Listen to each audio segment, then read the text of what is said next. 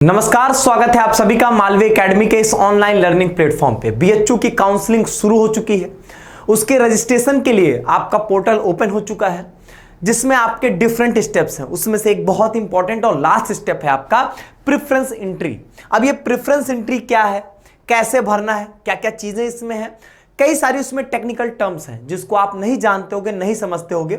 उन्हीं सब सारे टॉपिक्स पे आज मैं इस वीडियो में आपसे बात करने वाला हूं। ऐसे जो भी कैंडिडेट्स जो कि बीएचयू के किसी भी कोर्स में इंटरेस्टेड होंगे, अगर उन्होंने सीयूईटी का एग्जाम दिया है, बीएचयू के पर्टिकुलर जिस कोर्स में इंटरेस्टेड हैं, उस कोर्स की जो एलिजिबिलिटी क्राइटेरिया है, अगर वो उसको क्वालिफाई करते हैं, उसको एलिजिबल है उसमें, तो वो रजिस्ट्रेशन कर सकते हैं। और रजिस्ट्रेशन कैसे करना है स्टेप बाय स्टेप, वो पूरा वीडियो ऑलरेडी चैनल पे अवेलेबल है। उसको आप पूरे वीडियो को देख लेंगे तो उसमें आपको रजिस्ट्रेशन का पूरा प्रोसेस जो होगा वो समझ में आ जाएगा। डिटेल में प्रोसेस है, डिटेल में सारी चीजें समझाई गई हैं। लेकिन जब आप अपने इस रजिस्ट्रेशन के प्रोसेस में आओगे तो एक लास्ट स्टेप आपको मिलता है प्रेफरेंस एंट्री का।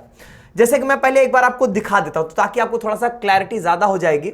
जैसे आप देखेंगे तो आपका जब आप रजिस्ट्रेशन करेंगे तो आपके सामने आपके पोर्टल कुछ इस तरीके से ओपन होके आएगा, जिसमें आपको 5 स्टेप दिखा रहा होगा। अपना एप्लीकेशन फॉर्म, प्रीव्यू करना फॉर्म, पेमेंट करना। पेमेंट करने के बाद आपके सामने कोर्स प्रेफरेंस आएगा। अब इस कोर्स प्रेफरेंस के अंदर कई सारी चीजें होंगी। अब जैसे कि आप जिस जिस कोर्स के लिए अप्लाई किए होंगे, जिस जिस कोर्स के लिए आपने रजिस्ट्रेशन किया होगा, उनके प्रेफरेंसेस यहां पर दिख रहे होंगे। हम किसी भी एक पर्टिकुलर प्रेफरेंस में जाएंगे तो यहां पर कई सारी चीजें आएंगी। यहां पर आपको ये ऑनर्स कोर्स, ये ऑनर्स सब्जेक्ट क्या होता है, यहां पर इन्होंने ढेर सारी लोकेशंस लिखी हैं। BHU main campus, south campus, फिर एफिलिएटेड कॉलेज, ये सब क्या है। इसमें आप कोई भी, मान लीजिए आप कोई चूज करने जाते हो तो यहां पर आपको दिखेगा, ऐसे नॉर्मली लिखा है कि बीए ऑनर्स बंगाली, और फिर यहां पे लिखा BA honours arts Bengali paid seat. अब इस पेड सीट का क्या मतलब है। अब यहां पर जब आप चूज करने जाते हो तो यहां पर लिखता है कि एफएमसी लोकेशन दे रहा है यहां पर। अब इसी तरीके से आप अगर कोई दूसरा सब्जेक्ट चूज करते हो, जैसे मान लीजिए कि मैं यहां पे हिस्ट्री चूज कर रहा हूं, तो यहां पर हिस्ट्री चूज करते मेरे पास 3 लोकेशन आ गई, एफएमसी, डीएबी, या यहां पे कह रहा है कि सब कुछ सेलेक्ट कर लो।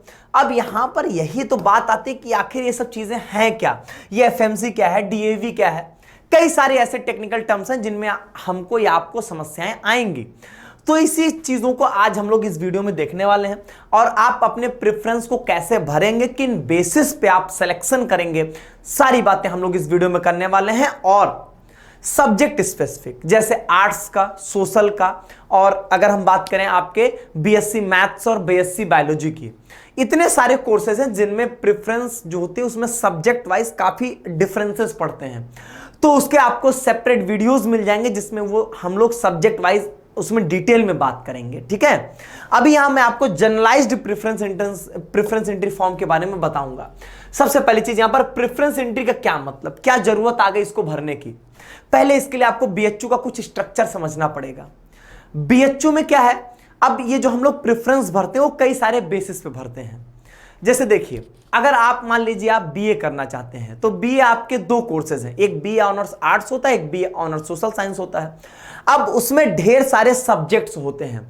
अब उन ढेर सारे सब्जेक्ट्स को आपको अरेंज करना पड़ेगा कि आप किस सब्जेक्ट की प्रायोरिटी। अब जैसे मान लीजिए आपके सामने ऑप्शंस मिल जाए, history, geography, political science, sociology, psychology, economics, statistics. अब इसमें से आपका कोई प्रेफरेंस होगा ना, आप कोई सब्जेक्ट, एक पर्टिकुलर सब्जेक्ट चाहते होंगे कि हम ये पढ़ना चाहते हैं, तो आपको अपना प्रेफरेंस देना पड़ेगा, अपना एक ऑर्डर देना पड़ेगा कि मैं सबसे पहले चाहूंगा मुझे हिस्ट्री मिल जाए। चलो, अगर मेरे मेरिट के बेसिस पे अगर मुझे हिस्ट्री ना मिले तो ज्योग्राफी मिल जाए, ज्योग्राफी ना मिले तो पॉलिटिकल साइंस मिल जाए।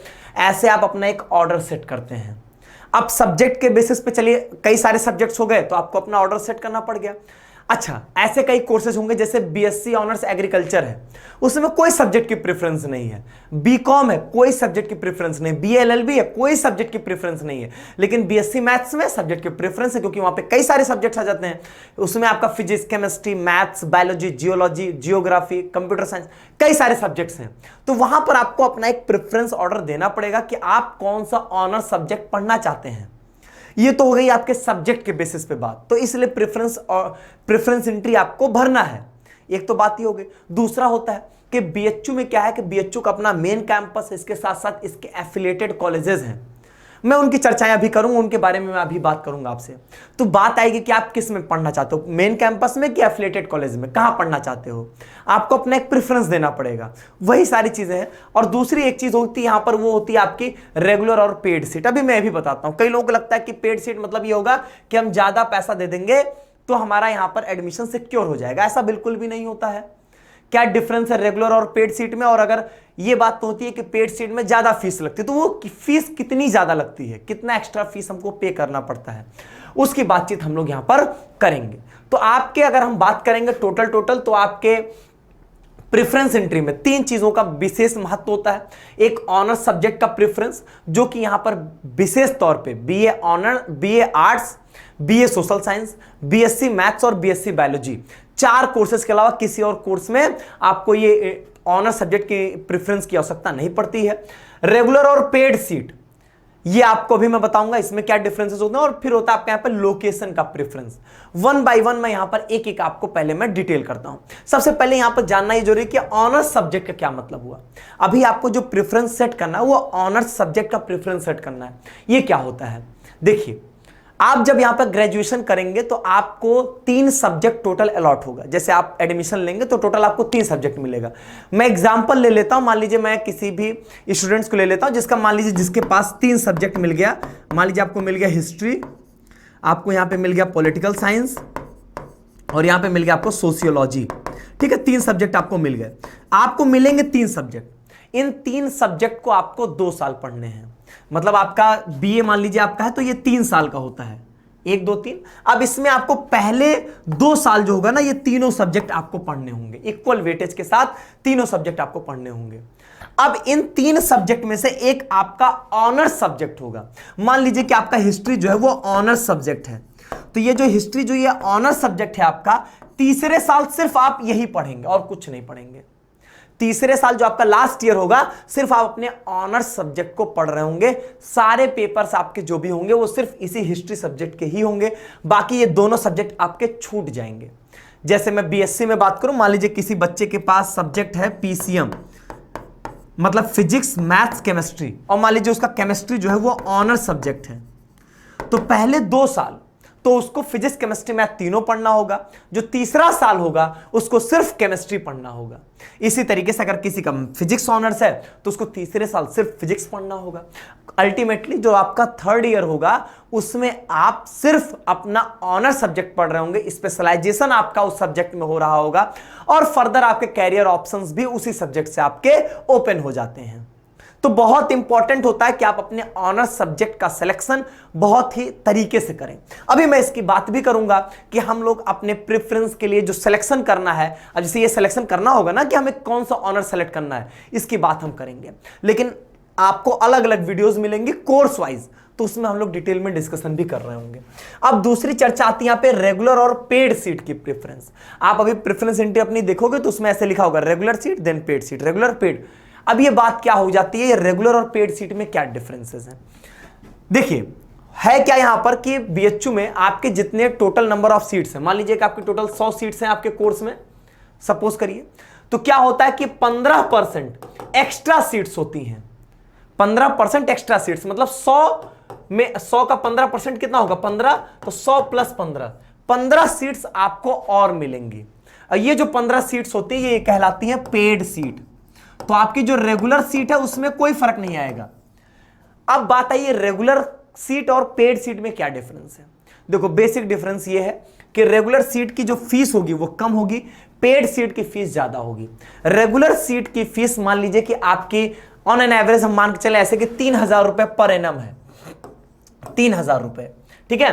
तो रेगुलर सीट की अलग अलग कोर्सेज में कहीं पर आपको ये 3000 तो आपको पे करना है, एक्स्ट्रा आपको 10,000 रुपए पर ईयर, या हो सकता है आपको किसी किसी कोर्स में 25,000 रुपए पर ईयर पे करना पड़ेगा। इसके लिए मैं आपके पास एक डॉक्यूमेंट दे देता हूं जिसमें आपके फीस स्ट्रक्चर बहुत क्लियरली मेंशन है। जैसे ये देखिए यहां पे दे दिया कि बी ऑनर सोशल साइंस की फीस कितनी आपकी 1982 रुपए मात्र, ये रेगुलर सीट फीस है। और यहां पे क्या लिखा है, पेड सीट। इसका मतलब आप समझ रहे हैं, आपको इतनी फीस तो देना ही देना, चाहे आप रेगुलर सीट में एडमिशन लीजिए चाहे पेड सीट में लीजिए। लेकिन अगर आप पेड सीट में लेते हैं तो आपको ये 10,000 रुपए पर एनम वाली जो फीस है ये एक्स्ट्रा पे करनी पड़ेगी। ठीक है। इन्होंने ये जो फीस मेंशन किया ये तो आपके पहले सेमेस्टर की किया है, दूसरे सेमेस्टर में नॉमिनल फीस लगती है, अल्टीमेटली 3000 से ऊपर नहीं जाएगी, और किसी किसी कोर्स में 3000 से 5000 के बीच बीच में फीस होती है, ठीक है। अब यहां पर देखिए, यहां पर इन्होंने सबका यहां पर बता दिया कि 10,000 रुपए पर एनम पेड सीट की एक्स्ट्रा फीस है। अच्छा, यहीं पर आ जाइए जैसे बीएससी मैथ्स में, तो 30,000 रुपए पर एनम, एक साल का 30,000 रुपए एक्स्ट्रा पे करना है। ये 2842 जो नॉमिनल फीस है आपके रेगुलर सीट की, वो आपको देना ही देना, साथ साथ 30,000 रुपए और देना पड़ेगा।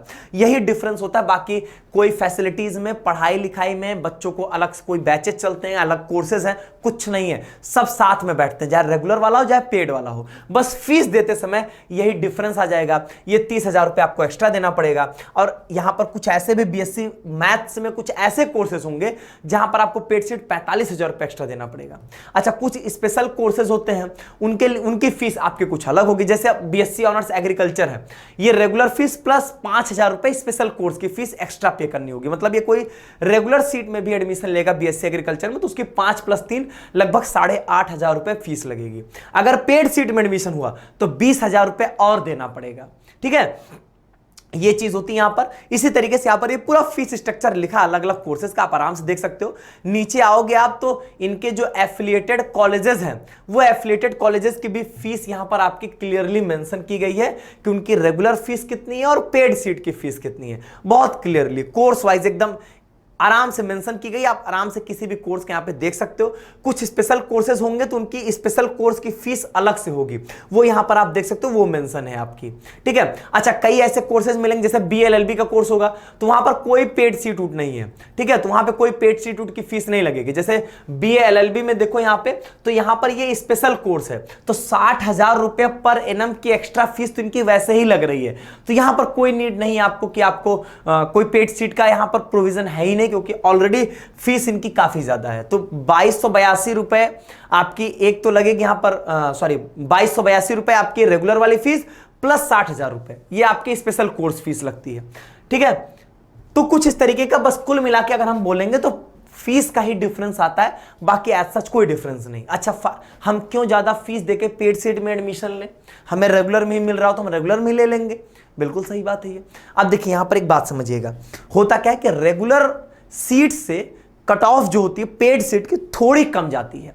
अब एक बात और समझना यहां पर बहुत इंपॉर्टेंट है, पेड सीट में सभी कैंडिडेट्स जो होते हैं वो जनरल ट्रीट किए जाते हैं, ठीक है। सभी कैंडिडेट्स जो होते हैं वो जनरल ट्रीट किए जाएंगे, मतलब कोई भी कैंडिडेट की जो कैटेगरी होगी ओबीसी एससी एसटी वो यहां पर एप्लीकेबल नहीं होती है, सभी कैंडिडेट जनरल ट्रीट किए जाएंगे। इसका अल्टीमेटली आप ये बात समझ जाओ कि पेड सीट का जो मेन बेनिफिट मिलता है वो जनरल और ईडब्ल्यूएस वालों को ही मिल पाएगा, क्योंकि ओबीसी एससी एसटी की कट ऑफ ऑलरेडी कम होती है, आपके जनरल से तो कम रहती है, तो जिसकी वजह से कोई फर्क ही नहीं पड़ेगा। पेड सीट की कट ऑफ थोड़ी कम भी होगी, उससे क्या फर्क पड़ेगा।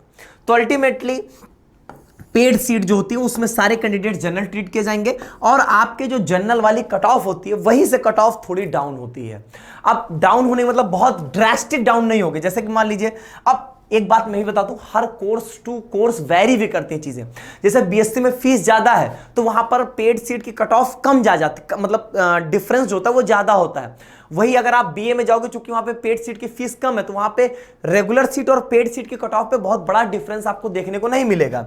अब डिफरेंस ऐसा नहीं कोई सोचेगा कि अगर रेगुलर सीट 200 पे बंद हो गई है, आप सोचोगे कि पेड सीट हमको 150 में भी मिल जाएगा, ऐसा कभी नहीं होने वाला है। कुछ मार्क्स यहां से कम होंगे। अब वो कितने होंगे ये तो कोई पहले से प्रेडिक्ट कर ही नहीं सकता, वो तो डिपेंड करता है बच्चों की काउंसलिंग पे, वो कैसे डिसीजंस ले रहे हैं, कैसे उनकी प्रेफरेंसेस है, उस पर डिपेंड करता है। तो ये कोई पहले से डिसाइडेड नहीं, लेकिन अनुमान मैं आपको जब एक regular seat versus paid seat का एक वीडियो दूंगा तो उसमें मैं आपको डिटेल में समझा दूंगा, और मैं आपको प्रीवियस ईयर की कट ऑफ्स दिखा दूंगा कि क्या डिफरेंसेस आए हैं रेगुलर सीट और पेड सीट में, ठीक है। तो आप देखोगे, जैसे मान लो कि मैं ऑन एन एवरेज जैसे मान लो 200 है, तो बहुत हुआ तो पता चला यहाँ पे 192 193 यहां पे जाके आपकी पेड सीट जो होगी वो बंद होने लगेगी।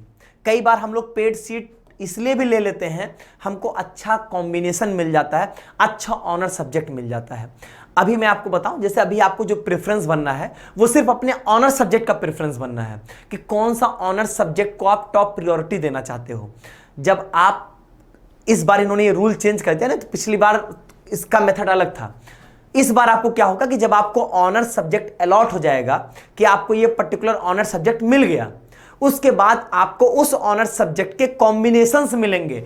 जैसे कि अगर मैं बताऊं, अगर आपको एग्जाम्पल के तौर पे मान लीजिए कि अगर मैं यहां पर बात करूं आपसे, मान लीजिए आपको मैथ्स ऑनर्स अलॉट हो गया। अब मैथ्स ऑनर्स के साथ कई सारे कॉम्बिनेशन मिलेंगे, जैसे यहां पर एक पीसीएम मिल गया, एक पीएमएस मिल गया, आपका यहां पे एसएमके मिल गया, ये सारे अलग अलग कॉम्बिनेशंस मिलेंगे। इसकी भी चर्चा आपसे की जाएगी बाद में, अभी नहीं, अभी ये आपका मैटर नहीं, क्योंकि अभी आपको ये भरना ही नहीं, तो बिना मतलब इसमें उलझने का कोई फायदा नहीं मिलेगा। ठीक है, तो कुल मिलाकर आप ये समझ गए कि रेगुलर और पेड सीट में क्या डिफरेंस है। मोटे तौर पे इतना जानिए, फीस का डिफरेंस है। पेड सीट में एक्स्ट्रा फीस देनी पड़ती है पर ईयर, पहली बात तो ये, और पेड सीट की कट ऑफ रेगुलर सीट से थोड़ा कम जाएगी, और पेड सीट में सभी कैंडिडेट्स जनरल ट्रीट किए जाते हैं। यह है ओवरऑल कंक्लूजन पेड सीट का। अब यहां पर आ गया लोकेशन प्रेफरेंस। लोकेशन प्रेफरेंस की बात कुछ ऐसी है कि बीएचयू का कुछ जो सिस्टम है, कुछ ऐसा सिस्टम है। सिस्टम क्या है? बीएचयू के पास दो कैंपस है, एक कहा जाता है बीएचयू मेन कैंपस और एक बीएचयू साउथ कैंपस। जो मेन कैंपस है वो आपका बनारस में स्थित है, ठीक है, बनारस के लंका एरिया में स्थित है ये। और ये जो साउथ कैंपस है आपका, ये आपका मिर्जापुर में स्थित है, जो कि बनारस से अप्रोक्सीमेटली मेरे हिसाब से 60-70 किलोमीटर के अप्रोक्स में ये पड़ेगा। ठीक है, यहां पर आपके नंबर ऑफ कोर्सेज कम है, ज्यादा या हम बोले मैक्सिमम नंबर ऑफ कोर्सेज आपको यही मेन कैंपस में मिलने वाले हैं। अब यहां पर देखिए, अगर मैं मोटे तौर पे बात करूं यूजी में, तो साउथ कैंपस में दो मेजर कोर्सेज यूजी के, एक बीकॉम का कोर्स है और एक आपका यहां पर बीएससी एग्रीकल्चर। दो आपके मेजर यूजी के कोर्सेज हैं जो कि यहां पे अवेलेबल हैं। बाकी कोर्सेज यहां पर यूजी के मेजर कोर्सेज की बात करें तो अवेलेबल नहीं है। ठीक है, अब यहां पर अगर मैं बात करूं, अच्छा एक बात टेंशन नहीं लेना है, आप जो कोर्स सेलेक्ट करोगे ना प्रेफरेंस एंट्री के समय वो दिखा देगा। अगर आरजीएससी में वो पर्टिकुलर कोर्स अवेलेबल होगा तो दिखा देगा कि आरजीएससी में लेना है कि नहीं लेना, वो दिखा देगा। अभी मैं दिखाऊंगा आपको, तो ये आप टेंशन मत लीजिए कि हम याद कर लें कि हमारा कोर्स कहां कहां पर अवेलेबल है, ये आपको याद नहीं करना है। ठीक है, वो दिखाएगा वहां पर। अब आपके मेन कैंपस में दो बातें, मेन कैंपस में दो चीज, एक फैकल्टी इन मेन कैंपस जिसको हम लोग एफएमसी बोलते हैं, फैकल्टी इन मेन कैंपस, और एक होता है एमएमबी है, एक महिला महाविद्यालय। अब महिला महाविद्यालय जो है वो सिर्फ आपके फीमेल कैंडिडेट्स के लिए है, एफएमसी मेल और फीमेल दोनों के लिए है, और है ये मेन कैंपस में ही। जैसे आप बीएचयू के कैंपस में एंट्री लोगे, एंट्री करते ही एमएमबी आपको साइड में मिल जाएगा। ठीक है, तो ये आपका जो होता है ये एमएमबी और एफएमसी दो चीजें हैं। और सीधी सी बात है कि एमएमबी जो होगा सिर्फ फीमेल्स के लिए होगा, तो मेल्स के लिए तो मेन कैंपस में सिर्फ एफएमसी ही है। अब एक बात यहां पर और सुनिए, एमएमबी में आपको सारे कोर्सेज नहीं मिलेंगे। एमएमबी में आपको बीए के कोर्सेज मिल जाएंगे और बीएससी मैथ्स और बायो के कोर्सेज मिल जाएंगे बस। बाकी यहां पर बीकॉम का आपको कोर्सेज नहीं अवेलेबल है। ठीक है, ना ही यहां पे बीएलएलबी का कोर्स आपका अवेलेबल है, तो कोर्सेज आपके यहां पे लिमिटेड है।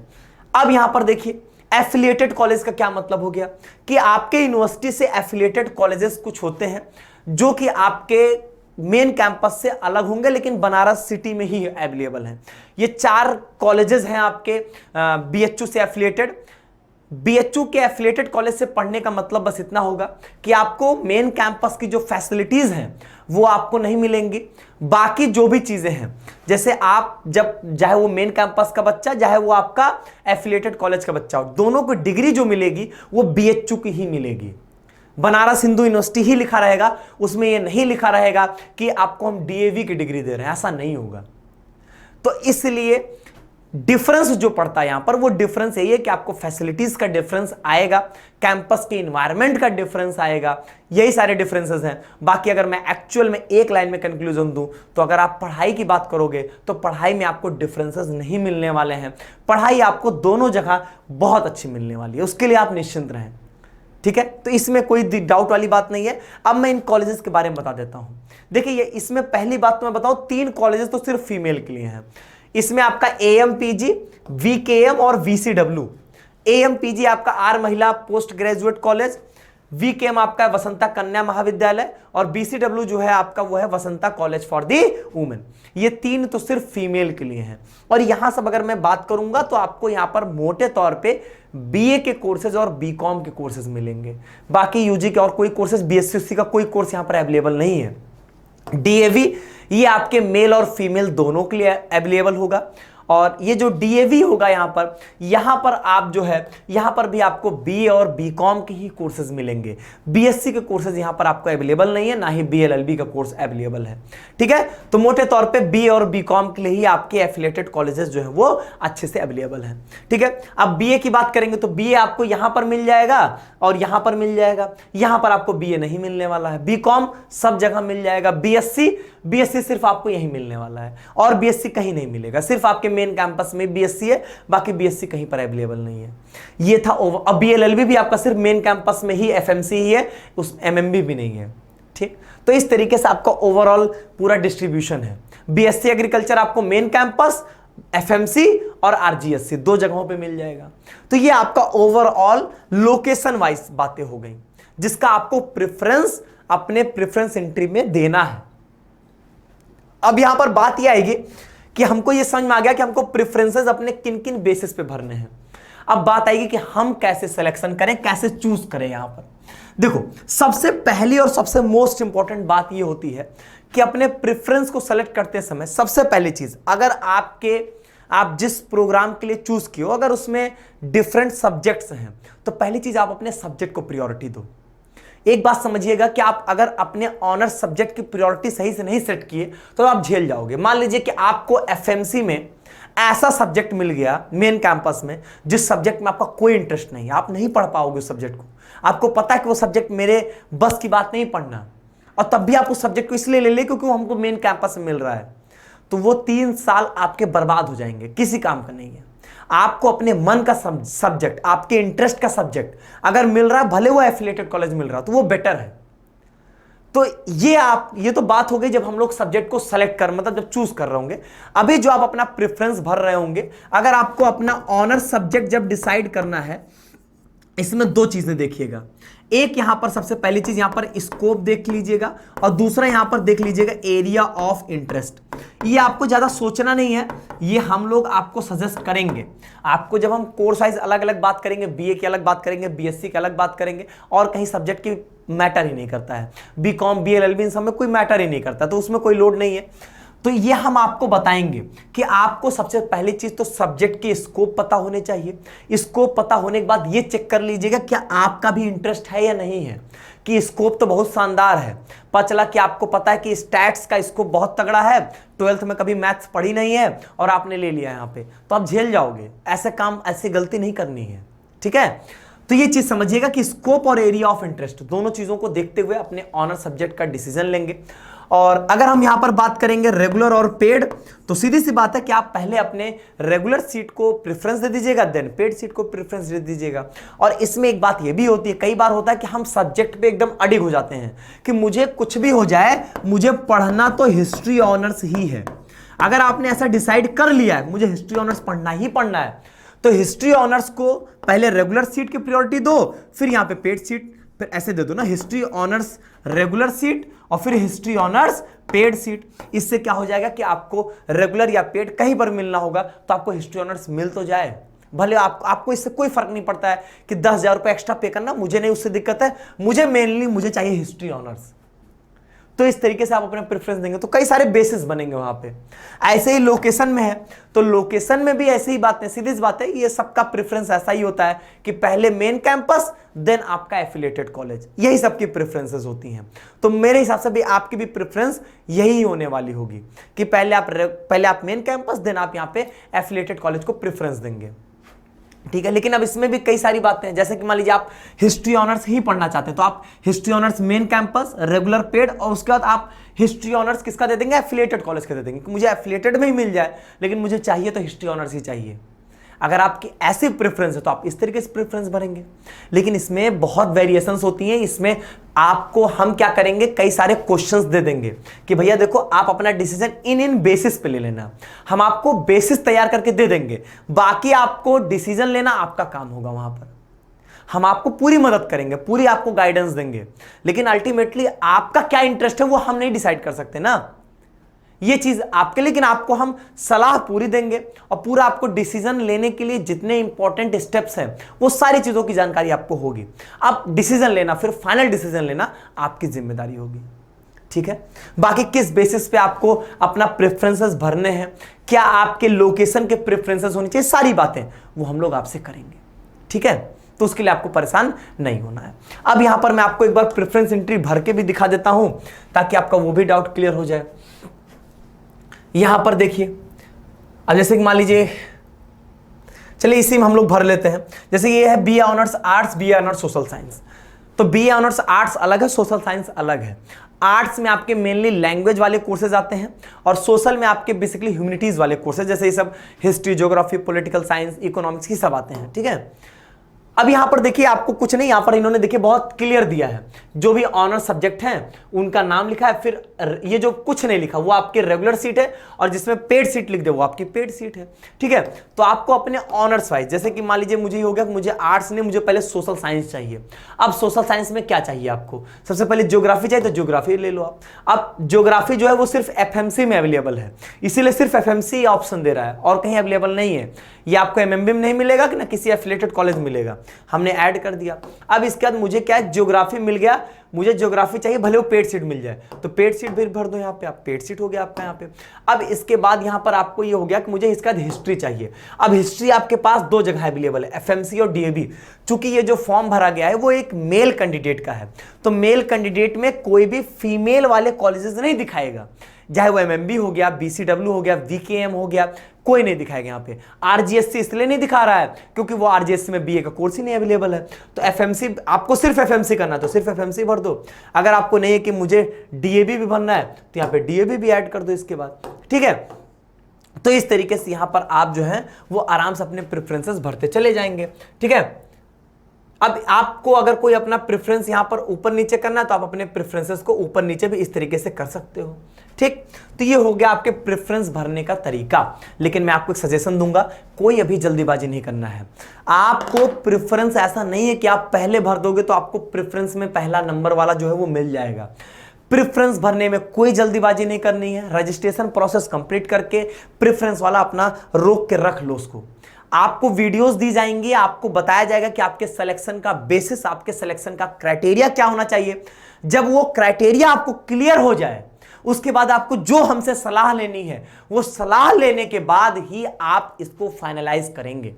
प्रेफरेंस एंट्री भरने का भी बहुत समय आपको मिलने वाला है, तो कोई इसमें जल्दीबाजी नहीं करना है कि आज के आज ही सारा प्रेफरेंस अपना भर के रख लेंगे, ऐसा बिल्कुल नहीं करेंगे। जब हमारी तरफ से आपको सब कुछ समझा दिया जाए, आपको लग जाए कि मेरे सारे डाउट्स क्लियर हो चुके हैं, तभी इस प्रेफरेंस को भरेंगे। क्योंकि आपके आने वाले अगले 3 साल का आगे आने वाले 3 साल का पूरा सब कुछ इसी पर निर्भर करेगा। यहां पे हुई गड़बड़ियां आपको आगे आने वाले 3 साल झेलाएंगे और उसका कोई सोल्यूशन नहीं मिलेगा। एक बार आपने अगर इसको सेलेक्ट कर दिया, आपने भर दिया और आपको मिल गया सब्जेक्ट, उसके बाद आप कोई चेंज नहीं कर पाओगे। तो इसलिए इसमें जल्दीबाजी बिल्कुल भी ना करें, इसको आराम से भरेंगे, सोच सोच के इसमें जो भी आपको समस्या होंगी उससे हमसे क्लियर करने के बाद ही भरेंगे, ठीक। तो प्रेफरेंस एंट्री से रिलेटेड मेरे हिसाब से आपके सारे डाउट्स क्लियर हो गए होंगे। और जैसा कि मैंने बोला कि यहां पर अभी आप सिर्फ ऑनर्स सब्जेक्ट चूज कर रहे हो। अब हिस्ट्री ऑनर्स के अंतर्गत आपको कई सारे कॉम्बिनेशंस मिलेंगे, उन कॉम्बिनेशन के प्रेफरेंसेस भरने हैं तब जब ये ऑनर्स आपको अलॉट हो जाएगा। ऑनर्स अलॉट होने के बाद आपको अपने सब्जेक्ट कॉम्बिनेशन के प्रेफरेंसेस भरने होंगे, क्योंकि आपको टोटल 3 सब्जेक्ट अलॉट होगा, एक सब्जेक्ट नहीं अलॉट होना है, ठीक है। यही सारी बातें हैं, सारी बातें स्टेप बाय स्टेप आपको समझाई जाएंगी। और इसमें मैंने कई सारे टॉपिक्स, जैसे ऑनर्स क्या है, ये रेगुलर पेड सीट क्या है, आपकी लोकेशन वाली जो प्रेफरेंसेस हैं, सारी बातें मैंने आपको एक ही वीडियो में बता दिया। इसकी सेपरेट वीडियो जिसमें मैं आपको डिटेलिंग करूंगा, डिटेल में आपसे मैं बातचीत करूंगा, ठीक है। उसके लिए आप निश्चिंत रहेंगे। चलिए, तो आज के वीडियो में बस इतना ही। बाकी हम लोग मिलेंगे अपने नए वीडियो में। अब बाकी आपको जो समस्याएं हो वो आप कमेंट बॉक्स में बताइए और उस टॉपिक पे हम लोग वीडियोस आपको जरूर देंगे। बहुत बहुत धन्यवाद।